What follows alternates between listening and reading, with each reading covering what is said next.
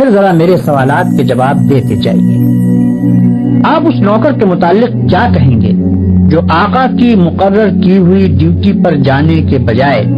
ہر وقت بس اس کے سامنے ہاتھ باندھے کھڑا رہے اور لاکھوں مرتبہ اس کا نام جپتا چلا جائے؟ آقا اس سے کہتا ہے کہ جا کر فلاں فلاں آدمیوں کے حق ادا کر، مگر یہ جاتا نہیں، بلکہ وہیں کھڑے کھڑے آقا کو چھپ چھپ کر 10 سلام کرتا ہے اور پھر ہاتھ باندھ کر کھڑا ہو جاتا ہے۔ آقا اسے حکم دیتا ہے کہ جا اور فلاں فلاں خرابیوں کو مٹا دے، مگر یہ 1 انچ وہاں سے نہیں ہٹتا اور سجدے پر سجدے کیے چلا جاتا ہے۔ آقا حکم دیتا ہے کہ چور کا ہاتھ کاٹ دے، یہ حکم سن کر بس وہیں کھڑے کھڑے نہایت خوش الہانی کے ساتھ چور کا ہاتھ کاٹ دے، چور کا ہاتھ کاٹ دے 20 مرتبہ پڑھتا رہتا ہے، مگر ایک دفعہ بھی اس نظام حکومت کے قیام کی کوشش نہیں کرتا جس میں چور کا ہاتھ کاٹا جا سکے۔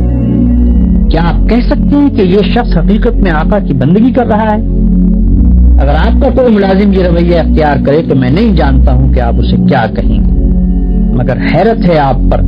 کہ خدا کا جو نوکر ایسا کرتا ہے آپ اسے بڑا عبادت گزار کہتے ہیں۔ یہ ظالم صبح سے شام تک خدا جانے کتنی مرتبہ قرآن شریف میں خدا کے احکام پڑھتا ہے،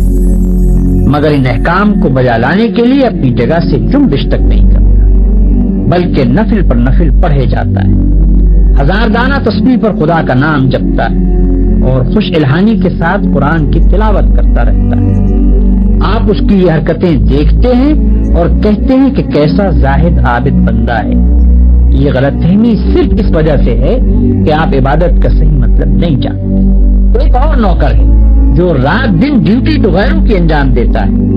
احکام غیروں کے سنتا اور مانتا ہے، قانون پر غیروں کے عمل کرتا ہے اور اپنے اصلی آقا کے فرمان کی ہر وقت خلاف ورزی کیا کرتا ہے، مگر سلامی کے وقت آقا کے سامنے حاضر ہو جاتا ہے اور زبان سے آقا ہی کا نام جپتا رہتا ہے۔ اگر آپ میں سے کسی شخص کا نوکر یہ طریقہ اختیار کرے تو آپ کیا کریں گے؟ کیا آپ اس کی سلامی کو اس کے منہ پر نہ مار دیں گے؟ جب وہ زبان سے آپ کو آقا اور مالک کہے گا تو کیا آپ فوراً یہ جواب نہ دیں گے کہ تو پرلے درجے کا جھوٹا اور بے ایمان ہے، تنخواہ مجھ سے لیتا ہے اور نوکری دوسروں کی کرتا ہے، زبان سے مجھے آقا کہتا ہے اور حقیقت میں میرے سوا ہر ایک کی خدمت کرتا پھرتا ہے؟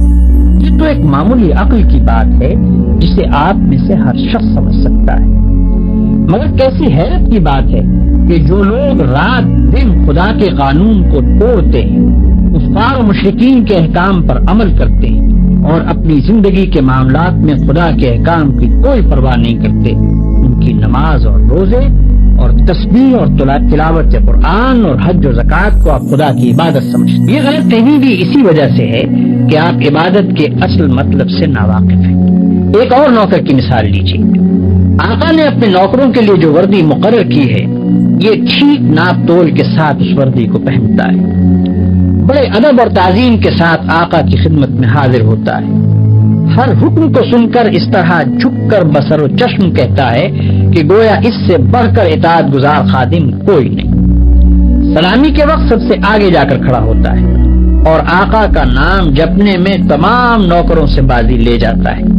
مگر دوسری طرف یہی شخص آقا کے دشمنوں اور باغیوں کی خدمت بجا لاتا ہے، آقا کے خلاف ان کی سازشوں میں حصہ لیتا ہے اور آقا کے نام کو دنیا سے مٹانے میں جو کوشش بھی وہ کرتے ہیں اس میں یہ کمبخت ان کا ساتھ دیتا ہے۔ رات کے اندھیرے میں تو آقا کے گھر میں نقم لگاتا ہے اور صبح بڑے وفادار ملازموں کی طرح ہاتھ باندھ کر آقا کی خدمت میں حاضر ہو جاتا ہے۔ ایسے نوکر کے متعلق آپ کیا کہیں گے؟ یہی نہ کہ وہ منافق ہے، باغی ہے، نمک حرام ہے، مگر خدا کے جو نوکر ایسے ہیں ان کو آپ کیا کہیں گے؟ آپ سمجھتے ہیں کہ ہاتھ باندھ کر قبلہ رو کھڑے ہونا، گھٹنوں پر ہاتھ رکھ کر جھکنا، زمین پر ہاتھ ٹیک کر سجدہ کرنا اور چند مقرر الفاظ زبان سے ادا کرنا، بس یہی چند افعال اور حرکات بجائے خود عبادت ہے؟ آپ سمجھتے ہیں کہ رمضان کی پہلی تاریخ سے شوال کا چاند نکلنے تک روزانہ صبح سے شام تک بھوکے پیاسے رہنے کا نام عبادت ہے؟ آپ سمجھتے ہیں کہ قرآن کے چند رکوع زبان سے پڑھ دینے کا نام عبادت ہے؟ آپ سمجھتے ہیں کہ مکہ معظمہ جا کر کعبے کے گرد طواف کرنے کا نام عبادت ہے؟ غرض آپ نے چند افعال کی ظاہری شکلوں کا نام عبادت رکھ چھوڑا ہے، اور جب کوئی شخص ان شکلوں کے ساتھ ان افعال کو ادا کر دیتا ہے تو آپ خیال کرتے ہیں کہ اس نے خدا کی عبادت کر دی اور اس کی تخلیق کا مقصد پورا ہو گیا، اب وہ اپنی زندگی میں آزاد ہے کہ جو چاہے کرے۔ لیکن اصل حقیقت یہ ہے کہ اللہ نے جس عبادت کے لیے آپ کو پیدا کیا ہے اور جس کا آپ کو حکم دیا ہے وہ کچھ اور ہی چیز ہے۔ وہ عبادت یہ ہے کہ آپ اپنی زندگی میں ہر وقت ہر حال میں خدا کی اطاعت کریں اور ہر اس قانون کی پابندی سے آزاد ہو جائیں جو قانون الہی کے خلاف ہے۔ آپ کی ہر جنبش اس حد کے اندر ہو جو خدا نے آپ کے لیے مقرر کی ہے، آپ کا ہر فعل اس طریقے کے مطابق ہو جو خدا نے بتا دیا ہے۔ اس طرز پر جو زندگی آپ بسر کریں گے وہ پوری کی پوری عبادت ہوگی۔ ایسی زندگی میں آپ کا سونا بھی عبادت ہے اور جاگنا بھی، کھانا بھی عبادت ہے اور پینا بھی، چلنا پھرنا بھی عبادت ہے اور بات کرنا بھی، حتیٰ کہ اپنی بیوی کے پاس جانا اور اپنے بچے کو پیار کرنا بھی عبادت ہے۔ جن کاموں کو آپ بالکل دنیا داری کہتے ہیں وہ سب دینداری اور عبادت ہیں اگر آپ ان کو انجام دینے میں خدا کی مقرر کی ہوئی حدوں کا لحاظ کریں اور زندگی میں ہر قدم پر یہ دیکھ کر چلیں کہ خدا کے نزدیک جائز کیا ہے اور ناجائز کیا، حلال کیا ہے اور حرام کیا، فرض کیا چیز کی گئی ہے اور منع کس چیز سے کیا گیا ہے، کس چیز سے خدا خوش ہوتا ہے اور کس سے ناراض ہوتا ہے۔ مثلاً آپ روزی کمانے کے لیے نکلتے ہیں، اس کام میں بہت سے مواقع ایسے بھی آتے ہیں جن میں حرام کا مال کافی آسانی کے ساتھ آپ کو مل سکتا ہے۔ اگر آپ نے خدا سے ڈر کر وہ مال نہ لیا اور صرف حلال کی روٹی کما کر لائے تو یہ جتنا وقت آپ نے روٹی کمانے پر صرف کیا یہ سب عبادت تھا، اور یہ روٹی گھر لا کر جو آپ نے خود کھائی اور اپنی بیوی بچوں اور خدا کے مقرر کیے ہوئے دوسرے حقداروں کو کھلائی، اس سب پر آپ اجر و ثواب کے مستحق ہو گئے۔ آپ نے اگر راستہ چلنے میں کوئی پتھر یا کانٹا ہٹا دیا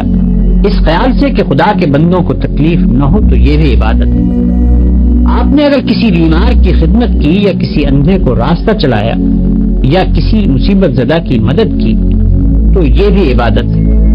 آپ نے اگر بات چیت کرنے میں جھوٹ سے، غیبت سے، بدگوئی اور دل آزاری سے پرہیز کیا اور خدا سے ڈر کر صرف حق بات کی تو جتنا وقت آپ نے بات چیت میں صرف کیا وہ سب عبادت میں صرف ہوا۔ بس خدا کی اصلی عبادت یہ ہے کہ ہوش سنبھالنے کے بعد سے مرتے دم تک آپ خدا کے قانون پر چلیں اور اس کے احکام کے مطابق زندگی بسر کریں۔ اس عبادت کے لیے کوئی وقت مقرر نہیں ہے، یہ عبادت ہر وقت ہونی چاہیے۔ اس عبادت کی کوئی ایک شکل نہیں ہے،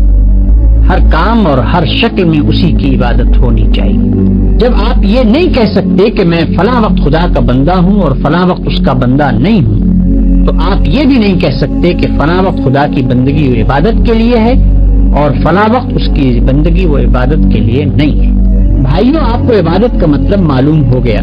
اور یہ بھی معلوم ہو گیا کہ زندگی میں ہر وقت ہر حال میں خدا کی بندگی اور اطاعت کا نام ہی عبادت ہے۔